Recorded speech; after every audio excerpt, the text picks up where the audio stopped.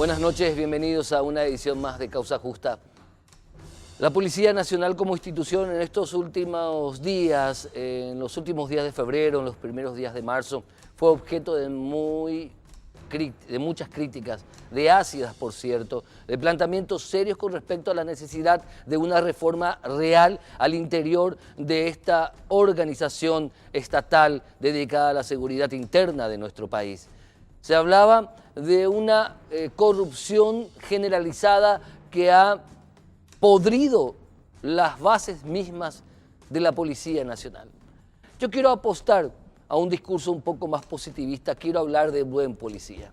Quiero hablar del buen policía, el cual esta semana me paró en una de las sedes del Poder Judicial, esta vez en San Lorenzo, y me decía, nosotros tenemos familia, nosotros tenemos gente a quien protegemos, nosotros tenemos una carrera, también merecemos respeto porque existimos los buenos policías. Me señalaba este oficial de policía en el Palacio de Justicia de la ciudad de San Lorenzo y me decía, ante las generalizaciones uno ve 22 años de carrera y me ejemplificó que 22 años de carrera es como que no he hecho nada, como que todo se va a la basura porque un grupo de camaradas, de colegas, de policías que actúan de manera irregular, inadecuada o hasta corrupta, son hoy día la imagen de la Policía Nacional y eso es injusto. Y por eso quiero hacer un replanteamiento del debate para llegar a un objetivo que vaya más allá de la crítica, a un objetivo que vaya más allá de la simple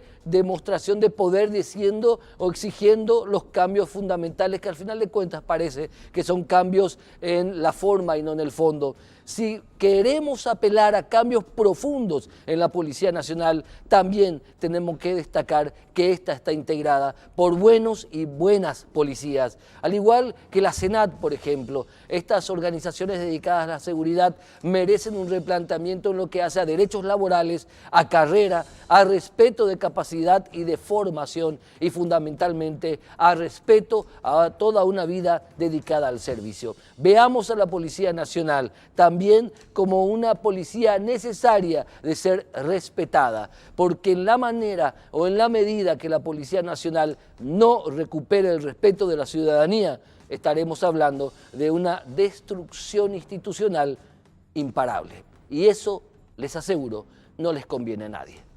Vamos a la pausa, a la vuelta, el primer tema del día de hoy.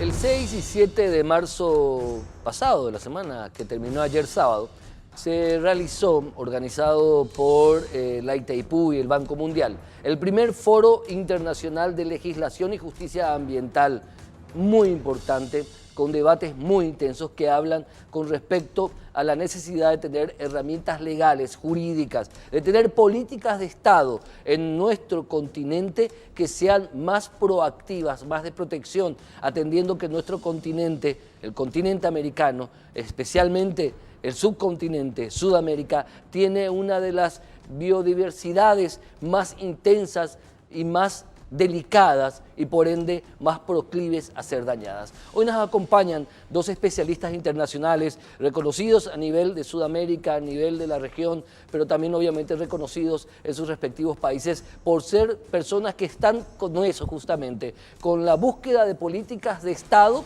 primero, pero de políticas transnacionales que hagan de la protección ambiental una razón de ser de Sudamérica y de América. Nos acompañan por un lado la señora María Tesi, quien es presidenta de la OEFA de Perú. Muchísimas gracias, señora, por estar con nosotros. Bienvenida a Paraguay. Ojalá que haya probado ya la chipa paraguaya, la sopa paraguaya, el asado paraguayo. Espero que sí. Bienvenida, señora. También nos acompaña el señor Rubén Verdugo, superintendente de Medio Ambiente de Chile. Bienvenido. Hola, hola, ¿Cómo están? Buenas tardes. Comienzo por la dama, es una costumbre acá en Causa Justa, ¿sí? ¿Cómo ven ustedes, a través de este foro, la realidad de los países y la realidad del continente con relación al medio ambiente y a la legislación correspondiente? Bueno, es un tema que nos involucra a todos, ¿no? Como sabemos, hay un problema asociado al cambio climático que hace que nos esmeremos mucho más en el tema de protección de la calidad ambiental, de la preservación de los recursos naturales y, por último, de la salud de las personas. Este espacio en este foro nos ha permitido ver los esfuerzos que está haciendo Paraguay alrededor de una evaluación de lo que es la regulación de protección ambiental, cómo funciona el sistema de protección ambiental y compararlo con las demás experiencias en los demás países con la promoción del Banco Mundial, ¿no? Ha sido una experiencia muy interesante de compartir esas experiencias y de encontrar oportunidades de compartir y replicar algunos modelos que ya estamos aplicando en cada uno de nuestros países. Disculpe que la tutee, ¿la puedo tutear? Sí, por supuesto. Así el diálogo es un poquito menos, menos diplomático, vamos a decir, y más coloquial, que es la idea. Ustedes, señora, ¿apuestan o apostaron en Perú a un cambio que justamente tiene que ver con eso? Perú hoy día es uno de los países de mayor producción pesquera en el mundo. Hoy día por eso, por ejemplo, la comida peruana es la primera del mundo. No se me ofenda, querido amigo de Chile, pero es lo que se reconoce. Pero eso tiene una consecuencia hasta ambiental y tiene una consecuencia social. ¿Ustedes cómo equilibran, el desarrollo social y la protección ambiental, y entre ambas el desarrollo del individuo y la protección de la salud del individuo? Bueno, en el tema que mencionas con relación efectivamente a la cocina peruana como la primera en el mundo, lo que tenemos detrás son productos únicos, es una riqueza que debemos de proteger, y por eso el Perú tiene una norma de una moratoria por 10 años de impedir que hayan semillas transgénicas que sean utilizadas en nuestros cultivos. Ese es otro tema que nosotros debemos de cuidar dentro de la OEFA, de garantizar que ni se comercialicen ni que se cultiven ese tipo de semillas que podrían afectar nuestra biodiversidad. En el otro aspecto que mencionas, en cuanto a cómo podemos hacer conciliar las actividades que sin duda tienen una relevancia en el desarrollo económico, en el crecimiento económico de nuestros países, como por ejemplo es la explotación de minerales, esta definitivamente tiene que hacerse delimitada en función a la regulación ambiental. Son regulaciones muy estrictas en Perú. Exactamente, pero lo importante no es que exista la regulación, sino que esta realmente sea efectiva y que se cumpla. Así es, en cuanto a su fiscalización. Es la tarea del fiscalizador la que tiene precisamente a su cargo el garantizar el cumplimiento de la ley. Entonces, la necesidad de fortalecer el rol del fiscalizador para que actúe oportunamente crea además esa confianza en las comunidades que de alguna manera ven esta intrusión dentro de sus vidas, de esta actividad que no necesariamente les afín, son zonas en las que se dedican a la agricultura, a la cría de ganado, que para ellos el recurso, por ejemplo, del agua es fundamental. Entonces, la regulación debe preservar esos aspectos que están vinculados al aspecto socioeconómico y cultural de cada una de las zonas. Y el fiscalizador es fundamental para generar esa confianza que haga posible la coexistencia y que efectivamente las actividades se desarrollen de manera sostenible. Lo importante. En Chile tenemos que hay zonas en Chile que son únicas en el mundo en cuanto a biodiversidad, únicas en el mundo, pero también que tienen una gran atracción turística y al igual una presión en producción. Además tenemos obviamente, digamos que Chile sigue siendo el cobre y otros minerales producto de una gran presión sobre el ambiente. ¿Cómo equilibraron en Chile eso? Bueno, en primer lugar, Héctor, acá hay una definición de país, la verdad, en términos de Estado respecto a una orientación productiva que efectivamente, como tú bien dices, tiene años, digamos, tiene más de 100 años en el país. La producción de la gran minería en general ha sido el elemento sustantivo de desarrollo del país en términos generales. ¿Cómo lograr efectivamente un mejor equilibrio? Yo diría que ha sido parte de algunas de las grandes discusiones que se han venido dando en los últimos 20, 30 años, la verdad, en términos generales. Y eso significa en la práctica, en primer lugar, reconocer que quienes hoy día están haciendo uso de ese bien público, que es un mineral, que es una riqueza en términos generales, deben hacerlo bajo las premisas establecidas por la autoridad con buenos permisos ambientales, con información que es muy dinámica y claramente teniendo un énfasis muy fundamental en el concepto de la sustentabilidad. Eso yo diría que también es el elemento que hay que remarcar. Pero en una doctrina que efectivamente uno dice es el Estado de Chile, que de alguna manera ha mirado a largo plazo, digamos, un desarrollo que es fundamentalmente importante. ¿Ustedes encuentran debilidades institucionales en las experiencias que tienen como referentes principalísimos en la protección ambiental en sus respectivos países? ¿Ustedes encuentran dificultades para que en América se apliquen, en Sudamérica principalmente, porque en Canadá hay leyes fuertísimas, en los Estados Unidos tirás un cigarrillo en la calle y te vienen 4 policías al mismo tiempo, y en México está delicada la cuestión. En Centroamérica ni hablemos en cuanto a medidas de seguridad, pero en Sudamérica principalmente, ¿faltarían más leyes? ¿Faltarían acuerdos más profundos internacionales? ¿Qué faltaría para superar las dificultades que hoy tenemos?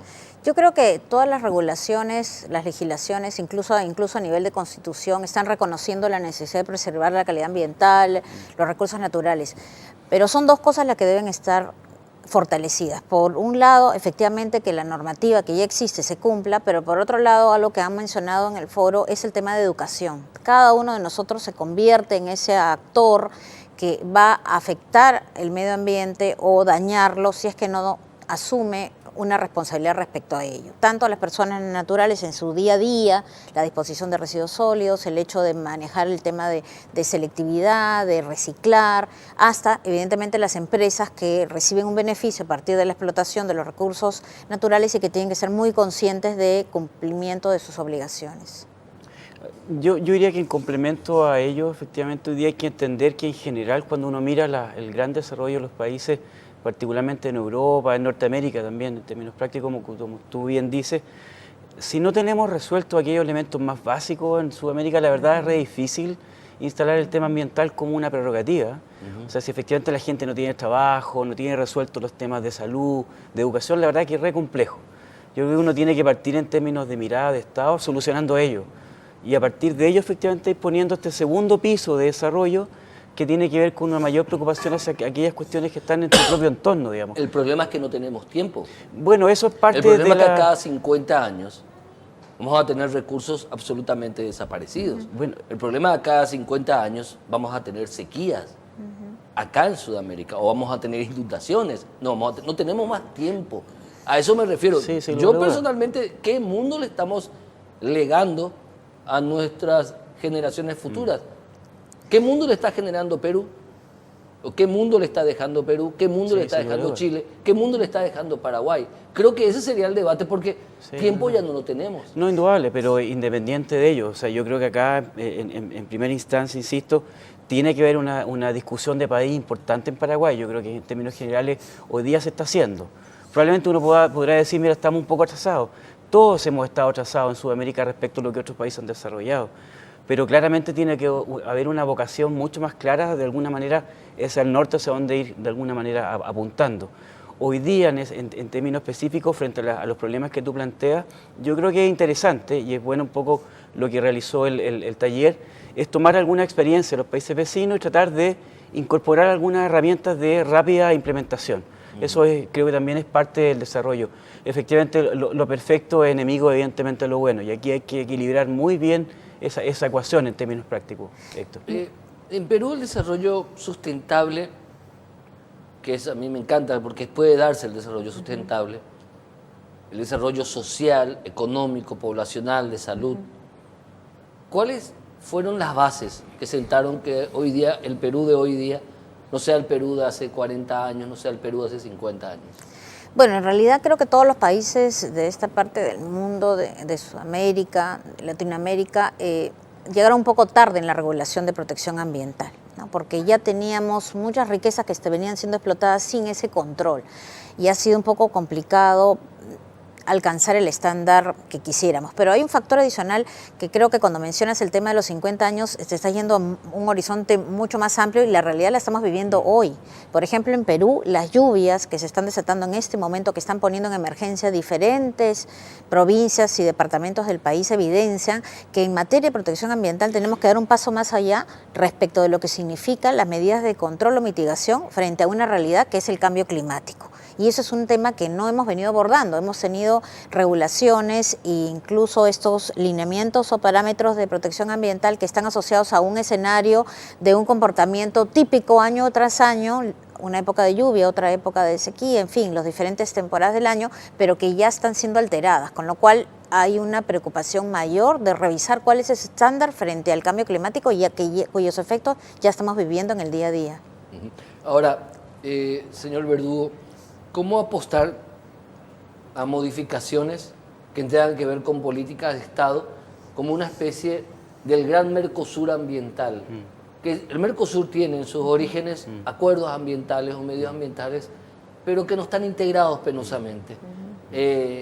Entonces, ¿cómo hacer para que eso sea una prioridad, que nuestros respectivos presidentes y presidentas de Estado tomen esta cuestión como algo de que hay que hacer y rápido? Sí, claro.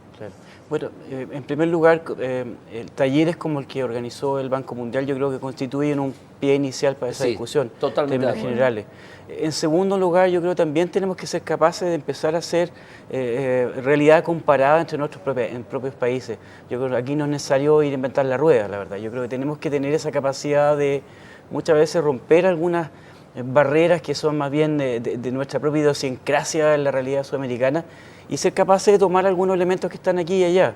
Yo creo que voluntad hay, lo que probablemente también hay que darle efectivamente, como tú dices, más premura y también entender que esto no es solo una responsabilidad de alguna manera, por así decirlo, del aparato central del Estado, sino que también de quienes hoy día ejecutan proyectos y fundamentalmente la comunidad.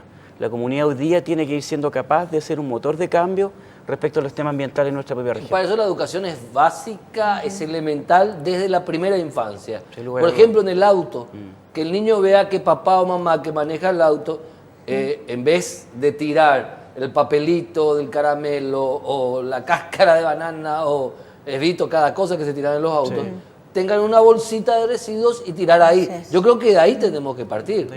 Son cosas mínimas que uno... Mínimas, pero que tienen grandes cambios. Sin lugar a dudas, sin lugar a dudas. Pero también le das valor tú, en ese sentido, como menciona Héctor, a un elemento que también es sustancial. Los grandes cambios no solo se dan a nivel superior, tienen que darse en la base. Y por lo tanto las municipalidades, como no sé cómo le llaman en Paraguay, pero las municipalidades las gobernaciones tienen que tener también una agenda que sea mucho más inclusiva respecto al tema ambiental, con foco muy preciso. Pongamos bidones, tambores verdes, amarillos para una cosa, rojos para la otra, hagamos separación en nuestras propias casas respecto en las escuelas. En la escuela, entonces vayamos generando un cambio ahí doctrinario importante. De otro modo, como tú bien mencionas, vamos a estar siempre mirando hacia adelante y atrasados respecto a un tema que nos está pasando por el lado rápidamente. Por cierto y por mala suerte. Señora María Tesi, como presidenta de la OEFA, que es la autoridad ambiental en Perú, ¿cómo se aporta a través de este foro a este debate internacional que no tiene la intensidad que debería tener? A mi entender, no ocupa incluso la atención primaria de los medios de comunicación masivos y es una pena. ¿Qué deberíamos hacer? ¿Qué se debería plantear? Los esfuerzos que pueden hacer estos espacios, en este caso, como decimos, el que hemos tenido promovido por el Banco Mundial y las autoridades de Paraguay, lo que hacen precisamente es poner en debate, en agenda, la problemática alrededor de la cual en realidad estamos, como tú bien dijiste al principio, poniendo en riesgo la sostenibilidad de la propia existencia humana, ¿no? El tema de la carestía de recursos, el tema de las afectaciones a la salud producto del mal manejo o de la mala calidad del agua, son temas que estamos viviendo en la realidad, en nuestros día a día, en cada uno de nuestros países. Entonces, no hay otra que efectivamente, y por eso te agradecemos la invitación, que crear esos espacios en los que se tome conciencia que de lo que estamos hablando es del agua que tomamos todos, del aire que respiramos todos y del al final de cuentas la salud, cómo se ve afectada, y eso estamos haciendo una evaluación al nivel de país en Perú, de cómo ya los indicadores de enfermedades que antes ciertas zonas no tenían, ahora tienen producto de este problema de contaminación no controlada oportunamente. Entonces aquí es un tema que deberemos afectarnos a todos porque se trata de nuestra propia subsistencia como raza humana en este planeta. Como especie. Así es, como especie. Si no, las cucarachas van a ser las que reinen, ¿verdad? Dentro de unos Así miles es, de años. sí. Miles de años. Rubén Verdugo Ahorita. también, como superintendente de Medio Ambiente de Chile. Chile es un país hermoso, enorme, al igual que Perú. Son naciones inmensas. Tuve el placer de visitar ambas naciones y las disfruté realmente. ¿Qué debería aportar Chile al debate internacional? Que de Sudamérica surja ese mensaje. Yo creo que hay una particularidad en nuestros países que es interesante de observar. Y es que, y particularmente en Chile, dada su naturaleza, un país muy largo, tenemos territorios y sectores productivos muy bien definidos en general. Yo creo que la importancia de esto es poder, a propósito de la decisión que vaya tomando Paraguay, por ejemplo, en términos de su desarrollo, es poder tomar aquellas experiencias muy sectoriales que ha tenido cada uno de nuestros países, poder de alguna manera ir trabajando en elementos mucho más específicos que sean aterrizados en el día a día. Yo creo que eso también es una cuestión fundamental. En segundo lugar, como tú bien dices, hay que generar un cambio a partir de la educación ambiental, y eso también es un pilar que es clave desarrollar rápidamente. Y un elemento no menor, a propósito de tu primer comentario, efectivamente un programa como el tuyo, Causa Justa, que está tomando este tema, debe constituir también una señal para tus pares en la realidad paraguaya. Efectivamente tenemos que tener mucho más movilización de ideas respecto a lo que es el rol que tiene de alguna manera el periodismo en términos generales. Nos estamos olvidando del debate que nos puede salvar como especie. Sin lugar a dudas. Nos dedicamos a ver cómo se pelean los legisladores, cómo los asaltantes roban, cómo los policías asaltan también, cómo los jueces incumplen sus labores. Nos dedicamos a debatir quién va a ser el nuevo próximo presidente y dejamos de lado el debate que nos va a salvar la vida como especie.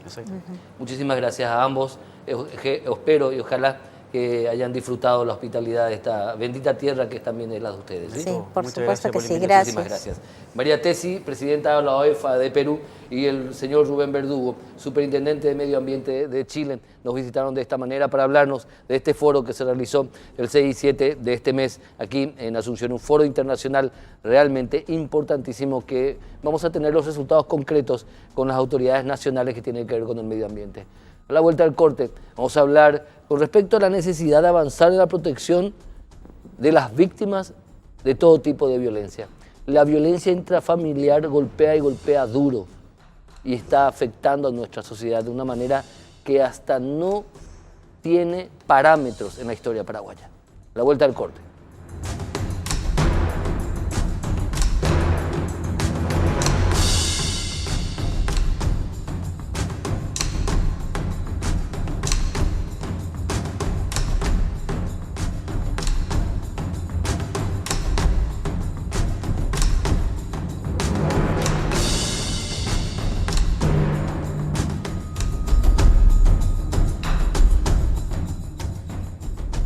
Bueno, volvemos.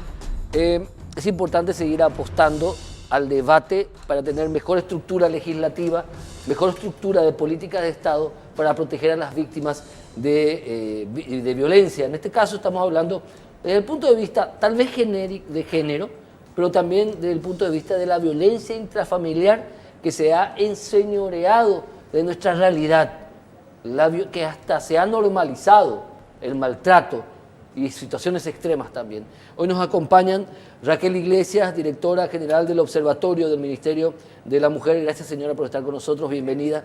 Y la señora fiscal Liliana Sayas, agente fiscal que tiene una larga experiencia en esto. Con ella debatíamos, cuando nadie debatía este tema, contigo debatíamos, ¿te acuerdas? Hace 10 años atrás. Así mismo. Debatíamos contigo. Gracias por estar con nosotros. Un placer y muchas gracias por la invitación. El 8 de marzo, una fecha importante, el viernes pasado, para ustedes, las mujeres, para la sociedad toda, para nosotros los hombres que tenemos conciencia, que tenemos que apostar a una política de paz. ¿Cómo evalúan ustedes todo en este momento institucionalmente? Y el 8 de marzo es el Día Internacional de la Mujer. También celebramos hace poco el Día de la Mujer Paraguaya Y no es menos señalar las altas cifras de violencia de las cuales son víctimas en un 98% las mujeres. Es por eso que dentro de la política institucional del Ministerio Público, un 8 de marzo se inauguraba una unidad especializada de lucha contra la violencia familiar, que empezó a operar efectivamente el pasado 20 de noviembre del año 2018. Sí. A este momento que estamos hablando, 2 fiscales que somos las que integramos la unidad, que estamos al frente de la unidad, la doctora Nancy Salomón y yo que les hablo, ya hemos sumado 917 causas en lo que hace de denuncias por violencia intrafamiliar. ¿Desde cuándo? Desde el 20 de noviembre. Desde el 20 de Sí, noviembre. diciembre cerramos con 410 denuncias y antes de ayer ya imputé la número 517. Es decir que podemos sumar inclusive unas 4 o 5 más en Estamos lo que viendo hace. qué tipo de delito, ¿violencia intrafamiliar o violencia de género? Violencia intrafamiliar es la unidad especializada. Sí. ¿Qué quiere decir eso? Que no solamente recibimos denuncias de violencia contra la mujer, o también conocidas como violencia de género, Sí. sino que también denuncias que tienen que ver con el ámbito doméstico, que puede ser de padres a hijos, que puede ser también de otros miembros de la Hermanos familia, contra padres, abuelos, que también hay. etcétera. Existe la violencia filial, el papá o la mamá La violencia que garrotea filioparental. al niño o a la niña. Sí. Existe. Y no es visibilizada como debería ser visibilizada esa realidad, porque existe también y es muy grave. Y terrible la cifra que me das. Altísimas Desde las cifras. noviembre, entre las 2 agentes fiscales, 900 casos a nivel nacional. Más de 900 Más de casos. 900, ¿y No, vos? solamente Asunción. Solamente Verá, Asunción. solamente Asunción. Solamente Asunción. Y vos Quiere decir- solamente en Asunción imputaste a 500 personas. No. Hemos imputado, nosotros obviamente recibimos Sí. más de 900 denuncias Sí. de noviembre a este año. Dentro de eso analizamos cada denuncia y particularmente mi unidad tiene más de 20 imputaciones por el hecho punible de violencia intrafamiliar. Qué increíble y terrible. Ustedes en el Ministerio de la Mujer, ¿cómo están observando esta cuestión? Como directora general del observatorio, ¿cómo están viendo? ¿Cuál es el análisis y las conclusiones que tienen? La verdad que también estamos de acuerdo en que vivimos un momento que reconocemos que es alarmante, porque cuando miramos las tasas de la población de la mujer en Paraguay, las cifras que cerramos, por ejemplo, el año pasado de 59 víctimas es muy elevado, ¿verdad? Considerando la tasa poblacional que son de 3 millones y un poco más de mujeres, ¿verdad? En este momento, al cierre de febrero, tenemos 8 casos, 5 adultas y 2 niñas, ¿verdad?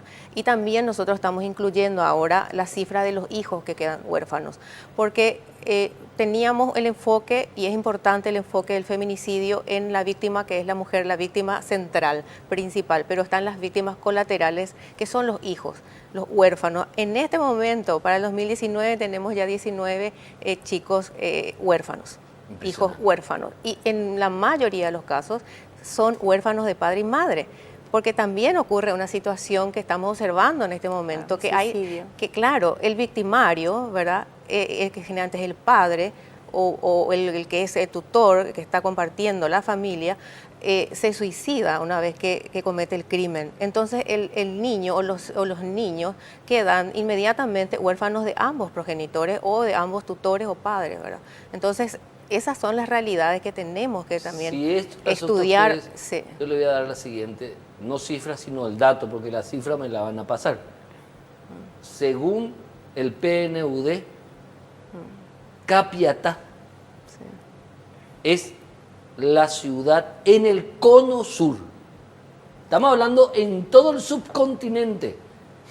En el cono sur es la ciudad con el mayor índice de violencia intrafamiliar, superando a ciudades como San Pablo, como Buenos Aires. Tremendo.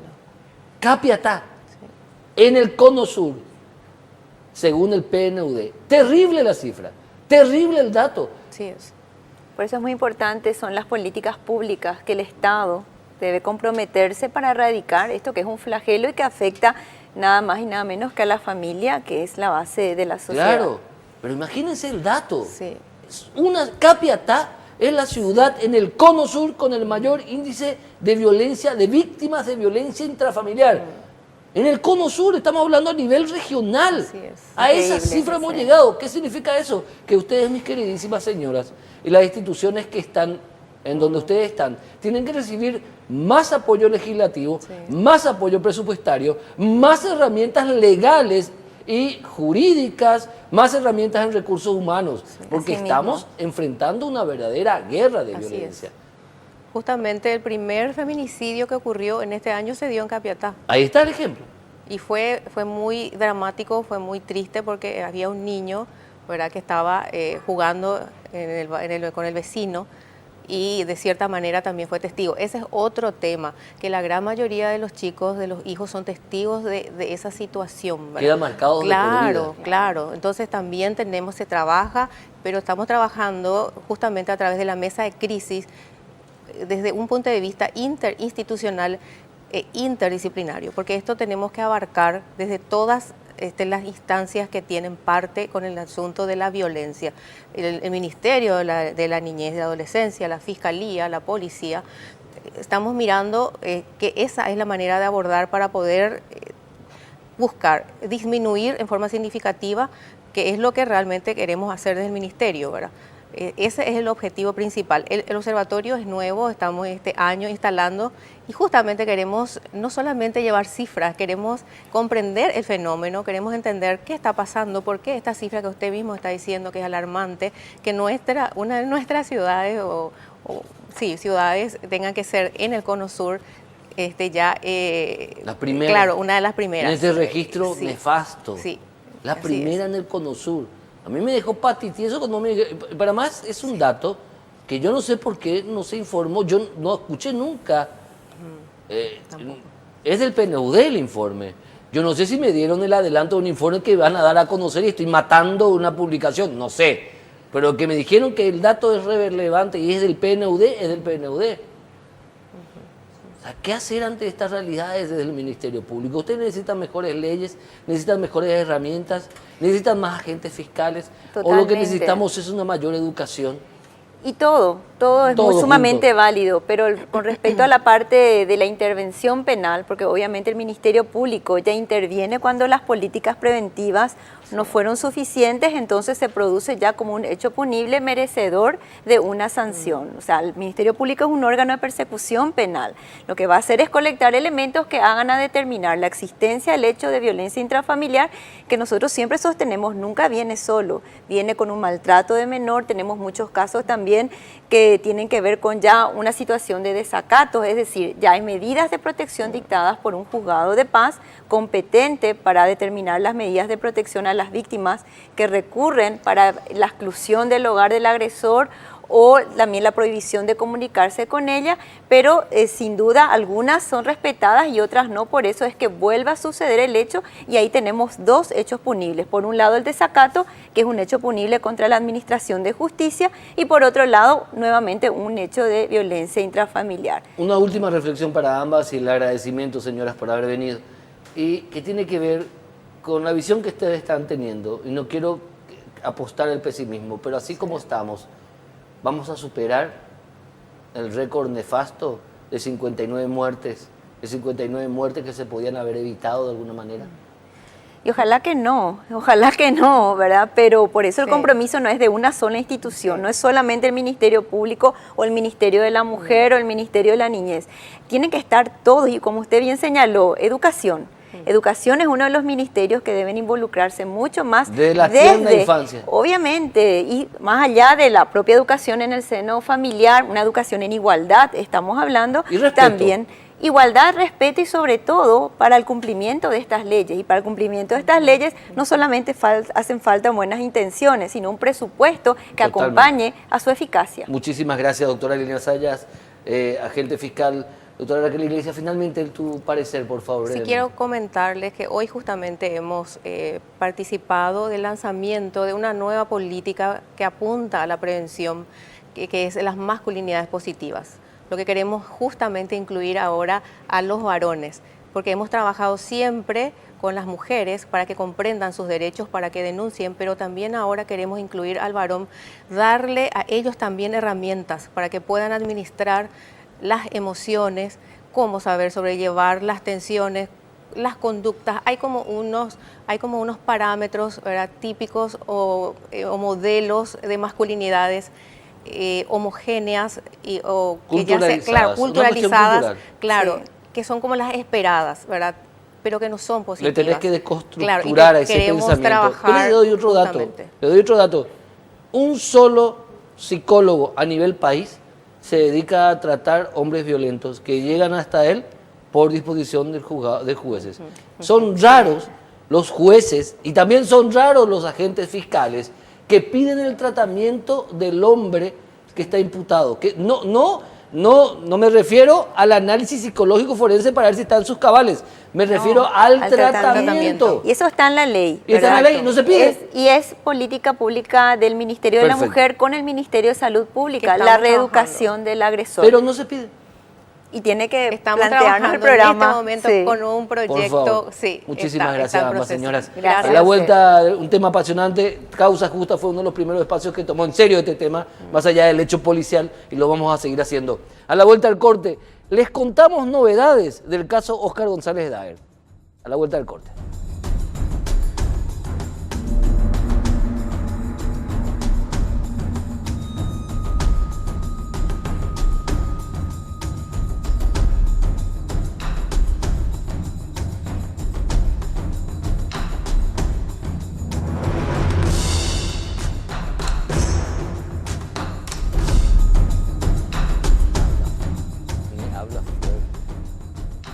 Bueno, volvemos. ¿Qué pasa en el caso de Óscar González Daer? Nos visitan las abogadas defensoras del hoy ex senador, la doctora Cecilia Pérez y la doctora Sara Parqueta. Ambas, gracias por estar con nosotros, bienvenidas. ¿Qué pasa en el caso de Óscar González Daer? Escuché estos días planteamientos de ustedes muy fuertes, muy intensos, no con respecto solamente a la CEPRELAT, con respecto a bancos que habían actuado de manera llamativa. Buenas noches, Héctor, a toda la audiencia. Sí, efectivamente nosotros ya habíamos tocado este tema en este programa. De hecho, que fue el primer programa en el que habíamos hablado de la conducta de los bancos, muy someramente, pero sí lo habíamos hecho. Y ahora comprobamos con la doctora Parquet que diligencias que nosotros solicitamos y que la Fiscalía debería de haberlo hecho ya desde un principio y no lo hizo, revelan que los bancos faltaron a la verdad al momento de reportar las operaciones sospechosas de Óscar González Daer y de Óscar Rubén González Chávez. ¿Por que qué son faltaron a la verdad? los reportes de operaciones sospechosas realizados por los bancos, conocidos por sus siglas como ROS, son dirigidos a la CEPRELAT. Esta información es la que da inicio al análisis interno que hace la CEPRELAT a través de su unidad de inteligencia financiera, y es lo que deriva en el informe con el cual se inicia la investigación.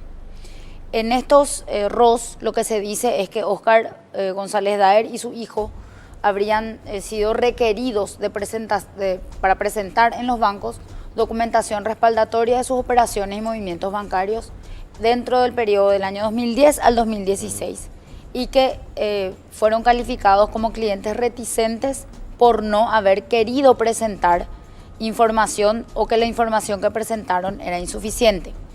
Nosotras, en el marco de la investigación, le habíamos solicitado a la Fiscalía que le pregunte a los bancos cuándo ellos pidieron la documentación, sobre qué circunstancias o qué movimientos bancarios pidieron la documentación y qué documentación pidieron, básicamente. ¿Por qué hicimos estas preguntas? Porque con la doctora Sara hablábamos de que con anterioridad a la fecha que se establece en el propio informe de la Unidad de Inteligencia Financiera de CEPRELAT, están fechas en las cuales ellos nunca fueron requeridos de documentación. O sea, todas las veces que a ellos se les requirió, ellos presentaron la documentación. Pero de la lectura de la carpeta se ve claramente que todos los otros bancos tienen la documentación completa. Cuando se le pide informe a cualquier otra entidad bancaria en la cual Óscar González Daer o Rubén González Chávez tienen cuenta bancaria o algún producto, CDA, tarjeta de crédito, etcétera, todos informan con los extractos y la documentación que ellos le iban requiriendo y que ellos llevaban a los bancos. Entonces, no se explica por qué estos dos bancos en particular, que son el Sudamérica y el Banco Continental, no habría habido reticencia para presentar documentación. Sin embargo, la documentación se presentaba en todos los otros bancos. Entonces la CEPRELAT, doctora Sara Parquet, no revisa lo que informa, es una especie de pasamano para el Ministerio Público y de acuerdo a la cara del que es procesado, ¿qué pasa? ¿Qué pasa con la actuación de los dos bancos? Buenas noches. Buenas para noches, empezar, sí. Algo muy relevante del informe de la CEPRELAT es que en realidad no tiene una consistencia. Ellos mismos mencionan en su informe de que en este caso, cuando ellos remiten el informe a la Fiscalía lo que tiene que hacer es investigar, indagar. Ellos reciben los reportes de los bancos, hacen unas breves investigaciones por su cuenta y remiten a la Fiscalía para la investigación.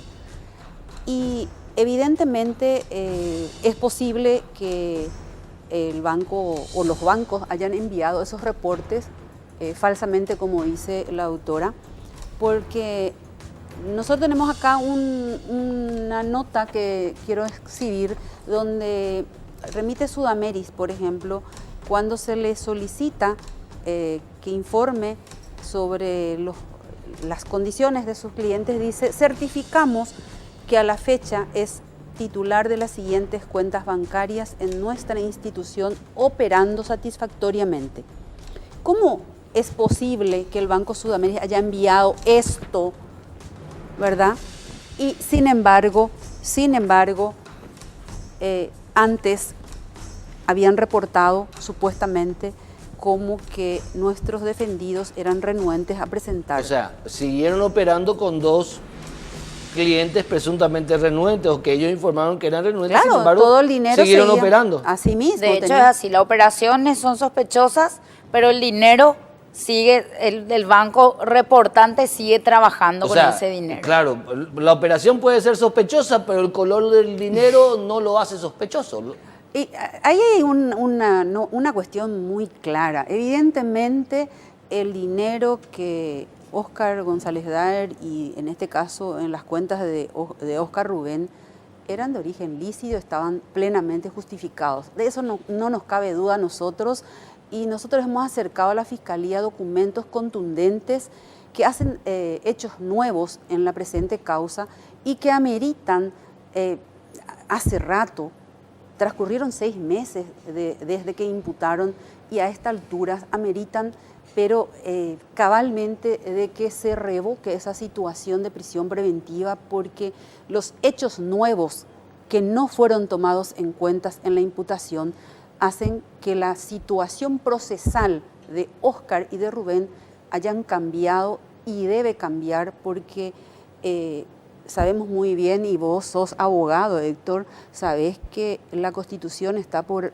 arriba de cualquier ley, y este artículo 245 desde todo punto de vista es inconstitucional, y la prisión preventiva solamente puede aplicarse excepcionalmente. Sí, pero acá en este país se está aplicando normalmente. Una última apreciación para ir cerrando ya, y gracias a ambas.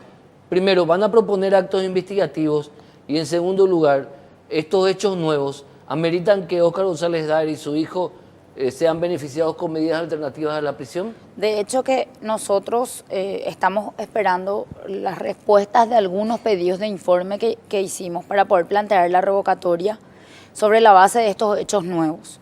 De hecho, que este pedido de informes que formula la Fiscalía actual en su momento, cuando lo hace esta defensa, este pedido de informe ya debería de haber hecho el fiscal que originalmente imputó, porque es un cuestionamiento que le hace el 23 de noviembre del 2016 Federico Espinosa, el fiscal adjunto a la CEPRELAP. Cuando la CEPRELAP remite el primer reporte, que es del 3 de noviembre del 2016, Federico Espinosa 20 días después le devuelve y le dice: este informe no es concreto, necesitamos saber qué operaciones en ese marco de tiempo fueron las que determinaron las señales de alerta. ¿Cuáles son las señales de alerta que a ustedes les hace que ustedes pidan la información a los clientes? Sí.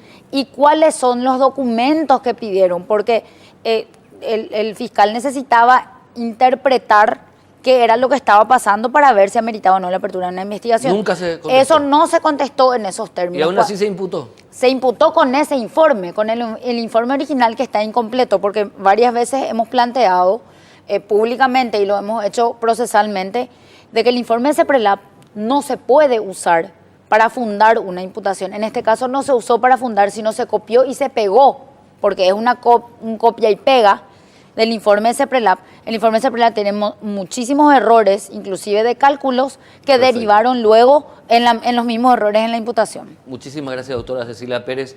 Doctora Sara Parquet, muchísimas gracias a ambas. Gracias Vamos a a ver vos. cómo se desarrolla esta historia. Vamos a ver cómo continúa. Creemos firmemente que se cambió la situación procesal. No existe peligro de fuga, no existe obstrucción ni una posibilidad y la situación procesal de ellos cambió y ellos tienen que acceder a las medidas que el juzgado considere oportuno. Principalmente por el tema de la CEPRELAT, cuyo informe es particularmente analizable, por no decir otra cosa, finalmente. Así es. Así es. Muchísimas gracias, doctora Sara Parquet, doctora Cecilia Pérez, representantes legales del ex senador Oscar González Daria y su hijo Rubén González. Muchísimas gracias a ambos. Nos vemos el próximo domingo. Tengan un excelente resto de domingo.